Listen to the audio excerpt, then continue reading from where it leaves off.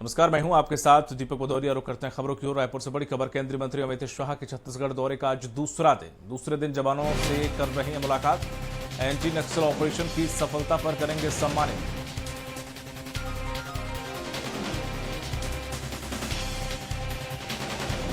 आपको बता दें कि रायपुर से बड़ी खबर। दूसरा दिन है आज अमित शाह के दौरे का। गोपी हमारे साथ जुड़ गए हैं, दिलीप साहू हमारे साथ जुड़ गए हैं लाइव छत्तीसगढ़ से। दिलीप, जिस तरह से आज दूसरा दिन है गृह मंत्री अमित शाह का, आज किन किन कार्यक्रमों में हिस्सा लेंगे? कहा जा रहा है कि आज वो जवानों को सम्मानित भी करेंगे। जी बिल्कुल दीपक, बता दें कि आज दूसरा दिन है केंद्रीय गृह मंत्री अमित शाह के दौरे का।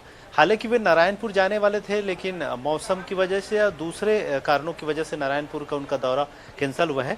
तो ये जहां जवानों से मुलाकात करने वाले थे बस्तर के, तो ये उसमें परिवर्तन किया गया है और यहीं पर जहां मेफेयर लेक रिसोर्ट में उनकी बैठक चल रही है, वहीं पर बस्तर से 100 जवान आए हुए हैं अलग अलग क्षेत्रों के, और उनके साथ वे मुलाकात कर रहे हैं। क्योंकि लगातार जिस तरह से टारगेट तय किया गया है कि मार्च 2026 तक नक्सलवाद का सफाया करने का, उसी के अनुरूप जिस तरह से लगातार अलग अलग जगह पर मोर्चे पर कार्रवाई हो रही है, चाहे कर्रेगुट्टा की पहाड़ी हो, अबुझमाड़ का इलाका हो, या बीजापुर, दंतेवाड़ा, कांकेर, सुकमा, कोंटा, सभी जगह पर जिस तरह से लगातार ताबड़तोड़ कार्रवाई की जा रही है। सुरक्षा बलों के जवान लगातार नक्सलियों के जो अंदरूनी इलाका है, उनके कोर सेक्टर है, वहां पर पहुंचकर कार्रवाई कर रहे हैं। तो इसको लेकर कहीं न कहीं केंद्रीय गृह मंत्री जवानों के साथ मुलाकात कर उनके हौसले को और बढ़ा रहे हैं। और जिस तरह से केंद्रीय गृह मंत्री अमित शाह का जो बयान भी आया था कि आमतौर पर मानसून में जो गतिविधियां वो कमजोर पड़ जाती है, जवान अंदर तक नहीं घुसते क्योंकि ज्यादातर नदी नालों में उफान आता है। तो ऐसे में इस बार कहा जा रहा है कि मानसून में भी जो ऑपरेशन है वो लगातार जारी रहेगा। तो इसको लेकर भी कहीं न कहीं जवान जो लगातार काम किए हैं और अंदरूनी इलाके में जिनकी बड़े ऑपरेशनों को सफलतापूर्वक अंजाम देने में जिनकी भूमिका रही है, ऐसे जवानों को आज सम्मानित भी किया जाएगा। और उनके साथ केंद्रीय गृह मंत्री अमित शाह भोजन भी करेंगे। 100 से अधिक जवान यहाँ पहुंचे हुए, जिसमें अधिकारी भी शामिल है। और इस मौके पर CM Vishnudeo Sai, deputy CM राज्य के गृह मंत्री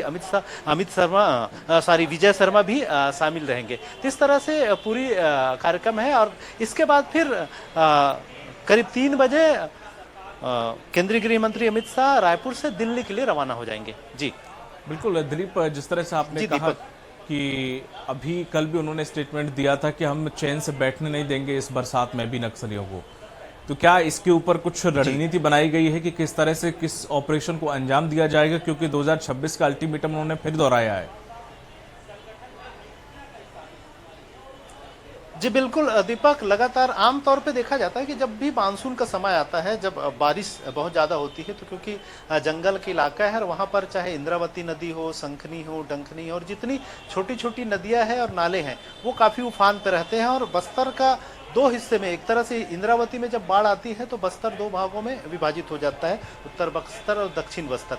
ऐसे में कोई भी ऑपरेशन चलाना आसान नहीं रहता, क्योंकि खास करके माड़ का जो इलाका है, भुज माड़ जो बोलते हैं, वो जो क्षेत्र है वो लगभग मुख्य रूप से मुख्य मार्गों से कट जाता है। तो ऐसे में ऑपरेशन चलाने में काफ़ी दिक्कतों का सामना करना पड़ता है जवानों को। इसलिए आमतौर पर मानसून के समय जो ऑपरेशन है उसे स्थगित किया जाता है 2-3 महीने के लिए। लेकिन इस बार जिस तरह से एक लक्ष्य तय करके रखा गया है, तो कहा जा रहा है कि इस बार मानसून में भी लगातार जो कार्रवाइयां हैं वो जारी रहेंगे और जवानों को जरूरी जितने संसाधन है वो मुहैया कराए जाएंगे। और आमतौर पर जो कार्यक्रम स्थगित किए जाते हैं, जो ऑपरेशन चलाए नहीं जाते, वो ऑपरेशन भी अंदरूनी इलाकों तक जारी रहेंगे। तो एक तरह से संकेत दे दिए हैं केंद्रीय गृह मंत्री अमित शाह ने, और उसी को लेकर आज रणनीतियां भी बनाई जा रही। कल भी जो बड़ी बैठक हुई थी उसमें इन तमाम मुद्दों को लेकर चर्चा हुई, और किस तरह से मानसून के दरमियान जवानों की कार्रवाई जो होनी है, जवान जो ऑपरेशन चलाएंगे उसको किस तरह से अंजाम देना है, उसका एक रूपरेखा भी कल की बैठक में तैयार की गई है। जी अब यहाँ पर आज जिक्र किया गया था, आज के जो कार्यक्रमों में उनसे जवानों से मिलना भी उनका बताया गया था, जवानों को सम्मानित करने का भी बताया गया था। क्या उसका क्या पूरा प्रोग्राम है? किन किन जवानों से मिलने वाले हैं वो? जी बिल्कुल दीपक, क्योंकि जवानों से नारायणपुर में जाकर कैंप में ही मुलाकात करने का पहले उनका प्लान था, लेकिन मौसम की वजह से उनका प्लान में तब्दीली हुई है और वे रायपुर में ही, राजधानी रायपुर में ही बस्तर के 100 से अधिक जवान आए हुए हैं। इसके अलावा Bastar IG P Sundarraj, DIG Kamal Lochan Kashyap के साथ ही दंतेवाड़ा एसपी गौरव राय और बस्तर संभाग के अन्य अधिकारी भी, जो सुरक्षा बल से जुड़े हुए तमाम अधिकारी है, वे मौजूद है और उनके साथ आज बैठक कर रही है। और ऐसे क्योंकि लगातार बहुत सारे ऑपरेशन को सफलतापूर्वक अंजाम देने में बड़ी भूमिका रही है बस्तर आईजी पी सुंदरराज की, तो कहीं ना कहीं उन्हें भी सम्मानित किया जाएगा। उनके अलावा जो वहां के डीआईजी है कमल लोचन कश्यप, उनको भी सम्मानित किया जाएगा। दंतेवाड़ा के एसपी है गौरव राय, इसके अलावा बस्तर के संभाग के जो अन्य अधिकारी भी है उन्हें, और खास करके विभिन्न जो पुलिस जवान जो लगातार, खास करके डीआरजी के जवान जो विभिन्न ऑपरेशन में अग्रणी भूमिका निभाई है, ऐसे लोगों को भी आज सम्मानित किया जाएगा। जी बिल्कुल, तमाम जानकारी के लिए शुक्रिया। अगली खबर में आपसे जुड़ेंगे, हमारे साथ बने रहेगा दिलीप। तो आज दूसरा दिन है केंद्रीय गृह मंत्री का, आज कई कार्यक्रमों में भाग लेंगे। रुक करते हैं अब दूसरी खबर की ओर। कांग्रेस प्रदेश प्रभारी सचिन पायलट कांग्रेस की मैराथन बैठकों के लिए रायपुर पहुंचे हैं। इस दौरान उन्होंने जानकारी देते हुए बताया है कि इस मैराथन बैठक में पार्टी के कार्यकारिणी सदस्य, जिला कांग्रेस अध्यक्ष और संगठन के प्रमुख डिपार्टमेंट्स की मीटिंग होगी। इस दौरान अब तक जो काम किए गए हैं उनकी रिपोर्ट तलब की जाएगी, साथ ही भविष्य की रूपरेखा भी तैयार की जाएगी। वहीं पायलट ने नक्सलवाद पर गृह मंत्री अमित शाह के बयान पर पलटवार किया। उन्होंने कहा है कि हम हिंसा के खिलाफ हैं, कार्रवाई पारदर्शी तरीके से होनी चाहिए। संगठन के जो प्रमुख सेल्स हैं, डिपार्टमेंट्स हैं, विभाग हैं, उन सब की हम लोग आज एक मीटिंग ले रहे हैं। अब तक जो हमने काम किए हैं उसकी रिपोर्ट ले रहे हैं और भविष्य में हम लोगों को क्या रूपरेखा बनानी है, क्योंकि संगठन को आप जानते हैं कि 2025 का जो वर्ष है वो राहुल गांधी जी और खड़गे जी ने समर्पित किया है संगठन के लिए। इसलिए अभी से ही हम लोग अपने संगठन को पुख्ता करना चाहते हैं, बूथ से लेके प्रदेश लेवल तक जो जो हमें तब्दीलियां करनी हैं, बदलाव लेकर आने हैं या जो रोड मैप तैयार करना है, उस पर आज विस्तार से चर्चा होगी और 2 दिन तक यहाँ लगातार बैठक कर कर हम लोग कांग्रेस पार्टी, हम तो शुरू से ही हिंसा के खिलाफ हैं और LWE जो एक्सट्रीमिस्ट लोग हैं जो हिंसा का प्रयोग करते हैं उसके खिलाफ हमेशा से कांग्रेस पार्टी रही है। हमारे नेताओं ने, हम लोगों ने बहुत कुर्बानियां दी हैं इस देश को, राज्य को सुरक्षित रखने के लिए। तो जो प्रभावी कार्रवाई करनी चाहिए, कार्रवाई पारदर्शी तरीके से होनी चाहिए और इसको पॉलिटिसाइज नहीं करना चाहिए, क्योंकि ये आंतरिक सुरक्षा का मामला है, इसमें कोई पॉलिटिक्स नहीं करें और जो भी कार्रवाई हो सबको कॉन्फिडेंस में लेके की जाए, प्रभावी हो, पारदर्शी हो और इसका राजनीतिकरण ना हो। और हमारे साथ लाइव जुड़े हुए हैं हमारे सहयोगी दिलीप। दिलीप, जिस तरह से कांग्रेस प्रदेश प्रभारी जो पहुंचे हुए हैं सचिन पायलट रायपुर, उन्होंने एक मैराथन बैठकों का जिक्र किया है कि जिसमें अभी तक कितना काम हुआ है, जमीनी स्तर पर क्या स्थिति है, क्या कहानी है, क्या चल रहा है, उसकी जानकारी लेंगे। इस मैराथन बैठक में कौन कौन से नेता शामिल हो रहे हैं? जी बिल्कुल दीपक, बता दी कांग्रेस की पॉलिटिकल अफेयर्स कमेटी की पहले बैठक चली है। इस बैठक में कांग्रेस के तमाम जो पॉलिटिकल अफेयर्स कमेटी के जो मेंबर्स हैं, जिसमें पूर्व सीएम भूपेश बघेल, पूर्व deputy CM TS Singhdeo, PCC chief Deepak Baij, नेता प्रतिपक्ष डॉक्टर चरणदास महंत, इसके अलावा पूर्व मंत्री रविंद्र चौबे, सत्यनारायण शर्मा, धनेन्द्र साहू, प्रेम साय सीटेकाम, अमरजीत भगत सहित सभी जो पूर्व मंत्री है और वरिष्ठ विधायक है जो पॉलिटिकल अफेयर्स कमेटी के जो मेंबर्स हैं उनके साथ बैठक चली है।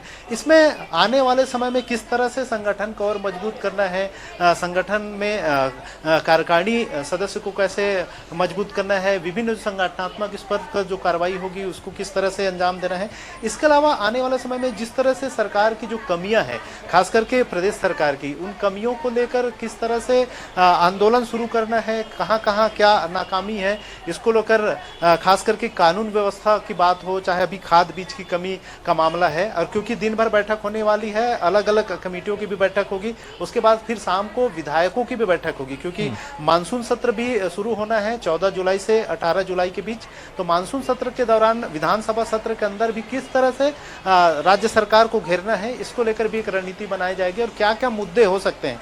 जिसे उठाया जा सकता है, खास करके कानून व्यवस्था के अलावा जिस तरह से अभी किसानों की बुआई का समय है फसलों के, ऐसे में जो खाद का संकट बना हुआ है, चाहे डीएपी हो, यूरिया सहित तमाम जो खाद की संकट है, उसको किस तरह से मुद्दा बनाना है, उसका किस तरह से माइलेज लेना है, और प्रदेश में जो असंतोष फैला हुआ किसानों में, इसे किस रूप में राजनीतिक रूप से उसका लाभ लेना है, इसका भी एक रूपरेखा है वो तैयार किया जाएगा। तो तमाम तरह की जो बातें हैं, जहां जहां पर सरकार की फेलियर है, नाकामी है, उसको किस तरह से लोगों के बीच ले जाकर उजागर करना है, और साथ ही साथ कांग्रेस के जो संगठन उसे किस तरह से सक्रिय करना है, क्योंकि लगातार देखें कि चाहे विधानसभा लोकसभा के चुनाव हो या फिर जो नगरीय पंचायत और नगर निकायों के जो चुनाव हुए थे, उसमें कांग्रेस को बड़ी हार का सामना करना पड़ा था, और ऐसे में कांग्रेस के सामने एक बड़ी चुनौती भी है कि आने वाले समय में कांग्रेस के संगठन को और मजबूत करना, उनकी जो अंतरकला या मतभेद बीच में देखने को मिली है कई नेताओं के बीच, उसको आपसी अंतरकला को भी दूर करना, इसके साथ ही साथ संगठन को मजबूती के साथ सरकार के खिलाफ खड़े करना, ये एक बड़ी चुनौती रहेगी। तो इन तमाम विषयों को लेकर आज लगातार जो बैठक है और मंथन है उसका दौर जारी है। जी दीपक। बिल्कुल, यहाँ पर उन्होंने बीजेपी की जो जिस तरह से जो नक्सलियों को लेकर अभियान चल रहा है, उस अभियान पर भी सवाल उठाए। कार्रवाई पारदर्शी होनी चाहिए। जी बिल्कुल, जिस तरह से टारगेट, हाँ जी बिल्कुल, जिस तरह से टारगेट तय किया गया है और जिस तरह से जो बातें आ रही है, और अमित शाह की जो बैठकें हैं उसको लेकर भी सचिन पायलट ने कहा कि हम इनके जो कार्रवाई है उसके खिलाफ नहीं है, लेकिन कार्रवाई पारदर्शी होनी चाहिए, निर्दोष आदिवासी उसमें न पीसे, निर्दोष आदिवासियों को न मारा जाए, इस तरह की उन्होंने बातें कही। और लगातार कांग्रेस की ओर से ये बयान आते रही है, विभिन्न जो मुठभेड़ होती हैं और जिन मुठभेड़ को लेकर गाँव वाले जो मामले उठाते हैं, जिस पर सवाल उठाते हैं, ऐसे मामलों को लेकर लगातार कांग्रेस मुखरता के साथ उठाती रही। हालांकि इसको लेकर बीजेपी सरकार की ओर से तमाम तरह की जो आवाज उठाती रही उसको सीधे नकारती रही है कि एक तरह से जहां नक्सली सीधे तौर पे अपने जो उनके लीडर्स मारे जा रहे हैं उनको स्वीकार रहे हैं, दूसरी तरफ कांग्रेस इस पर सवाल उठाती है। तो कांग्रेस को एक तरह से नक्सलियों को पोषक के रूप में सरकार बताती रही है। जी, तमाम महत्वपूर्ण जानकारी साझा करने के लिए आपका बहुत बहुत शुक्रिया दिलीप।